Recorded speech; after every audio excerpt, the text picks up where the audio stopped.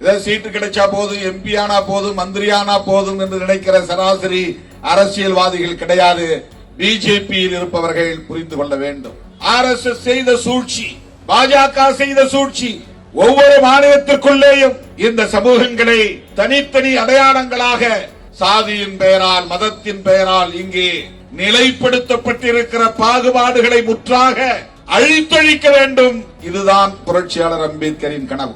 தமிழ்நாடே கேள்விப்பட்டிராத அதிரடி விலை குறைப்பு சூப்பர் சரவணா ஸ்டோர்ஸ். எல்லோரும் தேர்தல் களத்தில் தீவிரமாக பம்பரம் போல் சுற்றி சுழன்று பணியாற்றிக் கொண்டிருக்கிறார்கள். நாம் போராடி கொண்டிருக்கிறோம். நமக்கும் அந்த கடமை இருக்கிறது என்பதிலே யாருக்கும் மாற்று கருத்து இல்லை. தேர்தல் ஆணையத்தின், பாஜக அரசின் கோட்டு சதியை மக்களுக்கு அம்பலப்படுத்த வேண்டிய பொறுப்பு அதைவிட மேலானது என்று நம்புவதால் நாம் இந்த ஆர்ப்பாட்டத்தை 2-3 நாட்கள் இடைவெளியிலே அறிவிப்பு செய்து ஒருங்கிணைத்திருக்கிறோம். ஏற்கனவே கூட்டணி கட்சிகளோடு இணைந்து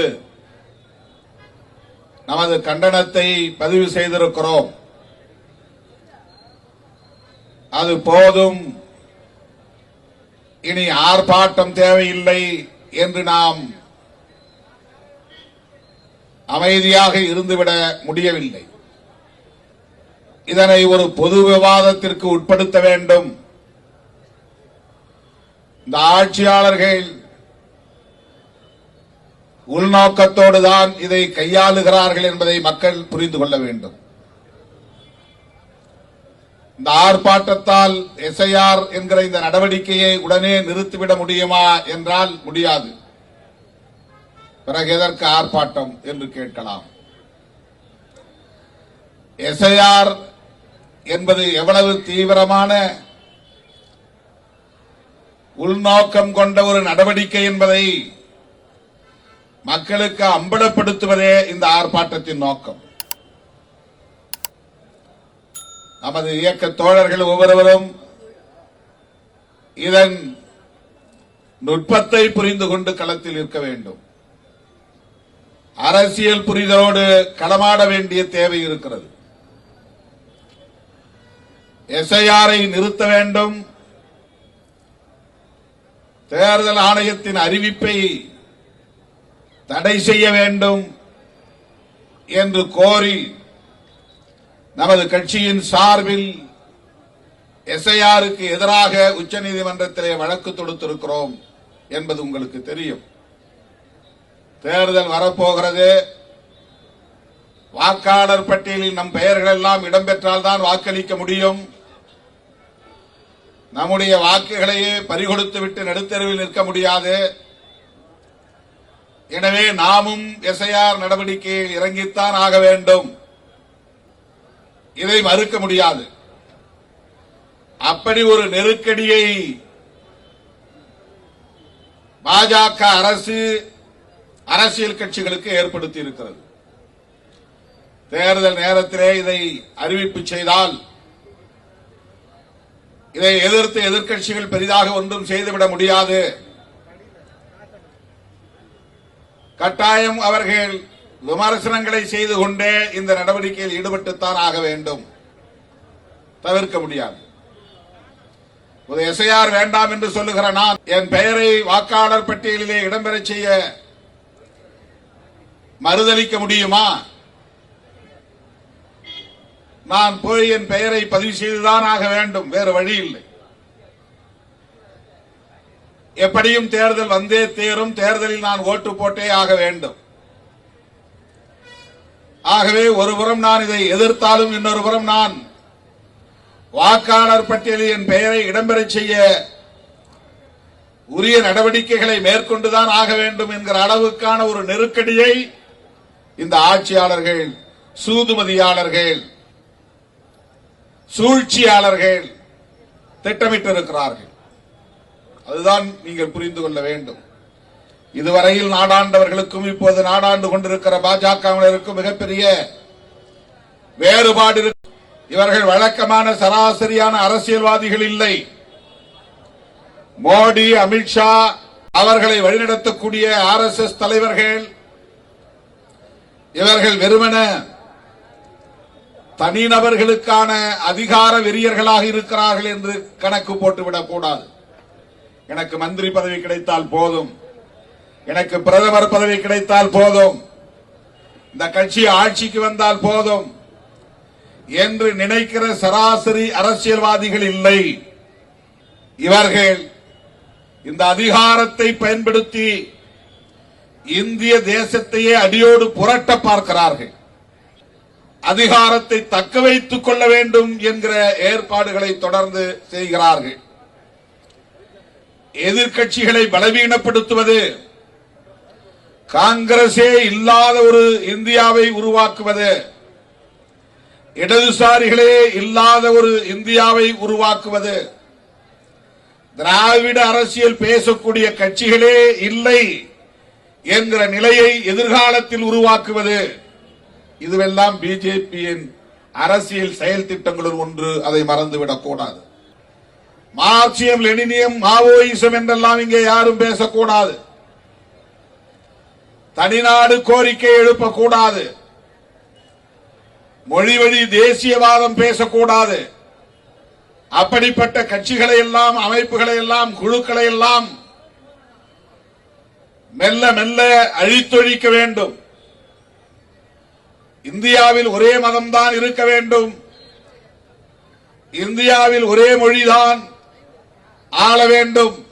ஆயுதம் தாங்கிய புரட்சியை நடத்தி ஆட்சி அதிகாரத்துக்கு வர வேண்டும் என்று கருதாமல், இந்த நாடாளுமன்ற ஜனநாயகத்தை பயன்படுத்தி ஆட்சி அதிகாரத்தை கைப்பற்றி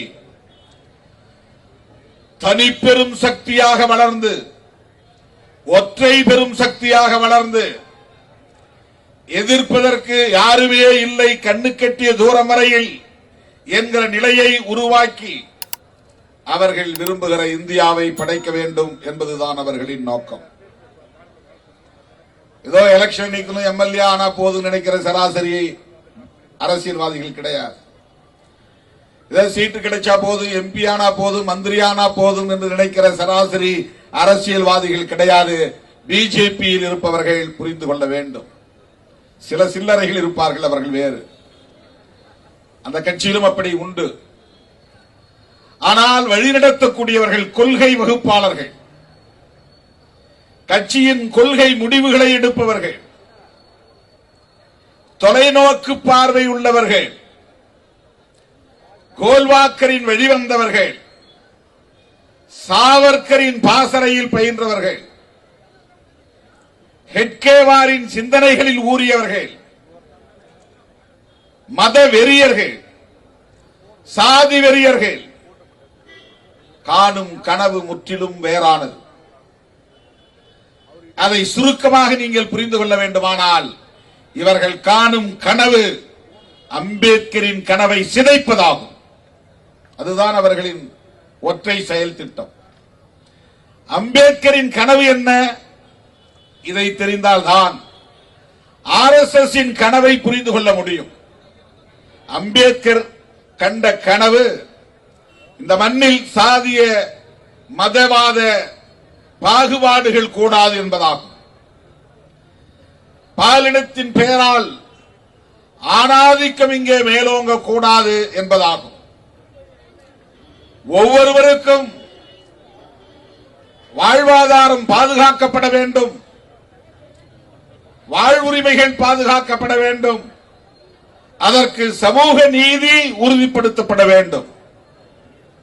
அனைவருக்கும் கல்வி, அனைவருக்கும் அதிகாரம், அனைவருக்கும் வாழ்வாதாரம், அனைவருக்கும் வாழ்வுரிமை, இவற்றையெல்லாம் உறுதிப்படுத்த வேண்டுமானால் சாதியின் பெயரால், மதத்தின் பெயரால் இங்கே நிலைப்படுத்தப்பட்டிருக்கிற பாகுபாடுகளை முற்றாக அழித்தொழிக்க வேண்டும்.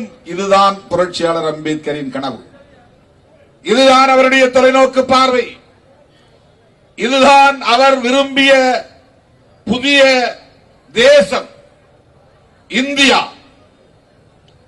இப்படிப்பட்ட ஒரு புதிய இந்தியாவை கட்டமைப்பதற்காக கனவு கண்ட புரட்சியாளர் அம்பேத்கர் அவர்கள் அல்லும் பகலும் கண் துஞ்சாமல் அயராது பாடுபட்டு உருவாக்கிய ஒரு மாபெரும் ஆயுதம்தான் இந்திய அரசமைப்பு சட்டம். இந்தியா முழுவதும் ஷெட்யூல் காஸ்ட் என்கிற பெயரிலே இந்த சமூகம் ஓரணியில் திரண்ட வரலாறு. புரட்சியாளர் அம்பேத்கரின் சாதனை அது. ஷெட்யூல் காஸ்ட் பெடரேஷன் அதை உருவாக்கியவர் புரட்சியாளர் அம்பேத்கர்.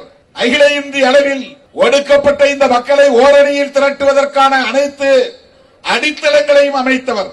அதனால் அகில இந்திய அளவில் இந்த மக்கள் ஒரே அடையாளத்தோடு அணிதிரள ஒரு ஏதுவான சூழல் இந்திய அரசியல் சமூக கட்டமைப்பில் உருவானது, அரசியல் கட்டமைப்பில் உருவானது.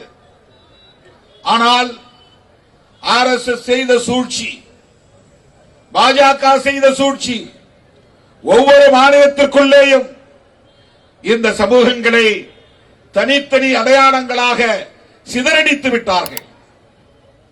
நீ வேறு அவன் வேறு, உன் வரலாறு வேறு அவன் வரலாறு வேறு, உனக்கும் அவனுக்கும் பட்டியலில் இணைந்திருப்பதனால் எப்படி சொந்தம் உண்டாகிவிட முடியும்? உனக்கு எப்படி அவன் தலைவனாக இருக்க முடியும்? அவன் சாதி என்ன? இவன் எப்படி தலைவனாக இருக்க முடியும்? இவன் சாதி என்ன என்கிற அரசியலை கூர்மைப்படுத்தியது பிஜேபி RSS. எல்லா மாநிலங்களிலும் இது நிகழ்ந்தது. தமிழ்நாட்டிலே 2000க்கு முன்பு வளர்ச்சி பெற தொடங்கிய பல அமைப்புகள், விடுதலை சிறுத்தைகள் போன்ற அமைப்புகள், தலித்துகள் என்கிற பெயரால் அல்லது பட்டியல் சமூகம் என்கிற பெயரால் அல்லது ஷெட்யூல்டு இனம் என்கிற பெயரால் நிற்கிற சூழல் இருந்தது.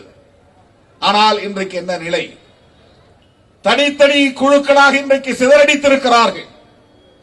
இதன் மூலம் தமிழ்நாட்டுக்குள்ளும் ஊடுருவி இருக்கிறது RSS பிஜேபி. வேர் பிடிக்க தொடங்கி இருக்கிறது. தலித்துகளின் குடிப்பகுதிகளில், குடியிருப்பு பகுதிகளில் இன்றைக்கு கொடிகளை பறக்க விடுகிறார்கள். திராவிட அரசியலை எதிர்க்கிறார்கள் என்பதற்காக மட்டும் நாம் பிஜேபி RSS எதிர்க்கிறோம் என்று பலர் எண்ணுகிறார்கள். அல்லது திமுகவை எதிர்க்கிறார்கள் என்பதற்காக நாம் பிஜேபியை எதிர்க்கிறோம் என்று எண்ணுகிறார்கள். இது நம்மை அவர்கள் குறைத்து மதிப்பிடுகிற ஒரு முயற்சி. இந்த SIR என்பது புதிதாக அறிமுகப்படுத்தப்பட்டிருக்கிறதா என்றால் இல்லை, ஏற்கனவே நடைமுறைப்படுத்தப்பட்டிருக்கிறது என்பது இப்போது ஆய்வுகளில் நமக்கு தெரிய வருகிறது. 2002ஆம் ஆண்டு என்கிற ஒரு எல்லையை அவர்கள் நிர்ணயம் செய்திருக்கிறார்கள், தீர்மானித்திருக்கிறார்கள். 2002ஆம் ஆண்டு வாட்டர் லிஸ்ட், வாக்காளர் பட்டியலில் உன் பெயர் இடம்பெற்றிருக்கிறதா, பாகம் எண் என்ன, வரிசை எண் என்ன, உன் பெயரும் தந்தை பெயரும் என்ன, நீ குடிமகன் தானா என்பதற்குரிய ஆவணத்தை காட்ட தேவையில்லை என்கிறது. தேர்தல் ஆணையமும் இந்திய ஒன்றிய ஆட்சியாளர்களும் மாற்று கருத்துள்ளவர்களை பலவீனப்படுத்த வேண்டும், எதிர்கருத்து பேசுகிறவர்களை வீழ்த்த வேண்டும், எழுந்திருக்க விடாமல் அவர்களின் இடுப்பெலும்பை முறிக்க வேண்டும், அவர்கள் மீண்டும் வலிமை பெற்று விடாமல் தடுக்க வேண்டும்.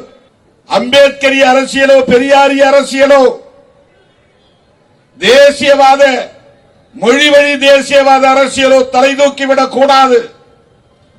இவையெல்லாம் அவர்கள் விரும்புகிற ஒரே தேசம் ஒரே மதம் என்கிற கனவை நனவாக்குவதற்கு தடை கற்களாக இருக்கின்றன என்று அவர்கள் நினைக்கிறார்கள், நம்புகிறார்கள். ஆகவே பன்மைத்துவத்தை சிதைப்பது, ஆகவே மதச்சார்பின்மையை சிதைப்பது, ஒட்டுமொத்தத்தில் அரசமைப்பு சட்டத்தை சிதைப்பது, தெளிவாக சொல்ல வேண்டுமானால் அம்பேத்கரின் கனவை சிதறடிப்பது. ஆகவே பிஜேபியை எதிர்க்கிறோம், சங் பரிவார்களை எதிர்க்கிறோம். எனவே இந்த மாபெரும் கண்டன ஆர்ப்பாட்டத்தின் மூலம் இந்திய தேர்தல் ஆணையத்திற்கு நாங்கள் விடுக்கிற வேண்டுகோள், SIR-ஐ நிறுத்துங்கள், கைவிடுங்கள். வழக்கமான சம்மரி ரிவிஷன் என்கிற முறையை நடைமுறைப்படுத்துங்கள்.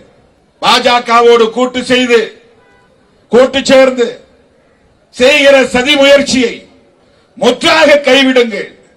இதுதான் விடுதலை சிறுத்தைகளின் வேண்டுகோள். இதை மக்களை திரட்டி போராடி தடுப்பதற்குரிய கால அவகாசம் இல்லை. அதனால் நீதிமன்றத்தை நாடியிருக்கிறோம். உச்ச நீதிமன்றத்தில் இவர்களுக்கு எதிரான மாற்று கருத்துள்ளவர்களும் இப்போது ஒவ்வொருவராக வெளியேறிக் கொண்டிருக்கிறார்கள். அவர்களுக்கானவர்கள் அங்கேயும் வந்து அமர்ந்து கொண்டார்கள். அந்த நிறுவனத்தையும் தங்களால் கையாள முடியும் என்கிற அளவுக்கு இன்றைக்கு வலிமை பெற்றிருக்கிறார்கள். விரும்பும் தீர்ப்பை எழுதி வாங்கிக் கொள்ள முடியும் என்கிற அளவுக்கு அவர்கள் வலிமை பெற்றிருக்கிறார்கள் என்பதற்கு அயோத்தி தீர்ப்பு ஒரு சான்று. அவர்கள் விரும்பும்படி தீர்ப்பு அங்கே வரையப்பட்டது, வணையப்பட்டது, எழுதப்பட்டது. இதை யாரும் மறுக்க முடியாது. இப்படிப்பட்ட இந்த சூழலில் தான் விடுதலை சிறுத்தைகள் கட்சி ஒரு மாநிலத்தில் இயங்குகிற சிறிய கட்சி தான் என்றாலும் தேசிய பார்வை கொண்ட கட்சி, தேசிய பொறுப்புள்ள கட்சி, புரட்சியாளர் அம்பேத்கரின் வழித்தோன்றல்களால் இன்றைக்கு வரவேற்கப்படுகிற, பாராட்டப்படுகிற, தேசிய அளவில் உள்வாங்கப்படுகிற ஒரு பேரியக்கம். எனவே அவர்களின் கூட்டுச்சதியை அம்பலப்படுத்துவோம், புரட்சியாளர் அம்பேத்கரின் கனவை நனவாக்க உறுதியேற்போம் என்பதை சொல்லி உங்கள் மைண்ட் வாய்ஸ் எனக்கு கேட்கிறது. நீங்கள் ஆர்ப்பாட்டத்திற்கு வந்திருக்கிறீர்கள் என்பதை விட அறிவிப்பை ஆவலோடு எதிர்பார்த்து வந்திருக்கிறீர்கள் என்பதை நான் அறிவேன். தோழர்களே, ஒரு மாத காலமாக எனது இடது கண்ணில் ஏற்பட்ட கடுமையான பாதிப்பையும் பொருட்படுத்தாமல் 22,000 விண்ணப்பங்கள் நீங்கள் செய்திருக்கிறீர்கள். அவற்றில் 10% தான் இன்றைக்கு நான் பார்வையிட்டிருக்கிறேன். ஆனாலும் விரைவில் முதல் கட்ட அறிவிப்பு வெளியாகும் என்பதை சொல்லி, எப்போதும் போல் நான் எடுக்கிற முடிவுக்கு உங்களுடைய முழுமையான ஒத்துழைப்பு தேவை, உங்களின் உடன்பரப்பு என்கிற அந்த உரிமையோடு கேட்டு என் அழைப்பை ஏற்று இங்கே வருகை தந்த உங்கள் அனைவருக்கும் என்னுடைய நெஞ்சார்ந்த நன்றியை தெரிவித்து 27ஆம் தேதி ஆவடி மாநகரத்தில் நடைபெறுகிற மாவீரர் நாள் நிகழ்ச்சியிலும் பங்கேற்றதை சிறப்பிக்க வேண்டும் என கேட்டு முடிக்கிறேன். நன்றி, வணக்கம். தமிழ்நாடே கேள்விப்பட்டிராத அதிரடி விலை குறைப்பு சூப்பர் சரவணா ஸ்டோர்ஸ். மின்னம்பலம்.com தமிழின் முதல் மொபைல் பத்திரிகை.